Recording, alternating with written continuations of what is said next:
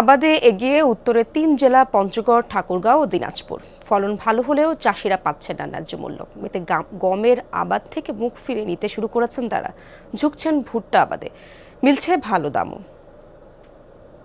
Sandalina so, রূপচর্চায় আভিজাত্য। উত্তরের ৩ জেলা দিনাজপুর, পঞ্চগড় ও ঠাকুরগাঁও গম আবাদে এগিয়েছিলেন স্থানীয় চাষিরা, কিন্তু এবার লক্ষ্যমাত্রা পূরণ হয়নি। ৬০,০০০ হেক্টর জমিতে গম আবাদের লক্ষ্যমাত্রা নির্ধারণ করেছিল কৃষি বিভাগ, কিন্তু আবাদ হয়েছে ৫৩,১৬৬ হেক্টর জমিতে।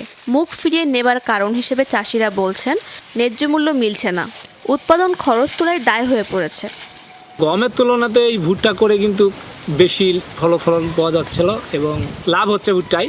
ভুট্টার ফলাফল ভালো হয়েছে এবং দাম পাই আমরা মোটামুটি খুব খুশি হয়েছি। আর আকাশের বৃষ্টির জন্য একটু আমরা খুব মনমারিত হতো। এই অঞ্চলের চাষিদের উঠানে এখন ভুট্টা মারাই চলছে। ২ বছর ভুট্টা চাষে অধিক লাভবান হওয়ায় চাষের পরিধি ক্রমান্বয়ে বাড়ছে। যুক্ত হচ্ছেন তরুণরাও।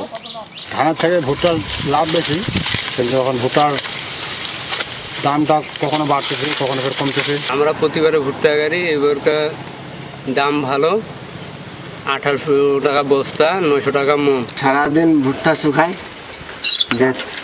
ভুট্টা শুকিয়ে তখন চাটালে বস্তা করে তখন মহাজনকে দিয়ে দিই। দেশের বিভিন্ন অঞ্চলে ভুট্টা চাষে উৎসাহ দিচ্ছেন কৃষি বিভাগ। বলছেন, এতে আমদানি নির্ভরতা কমে আসবে।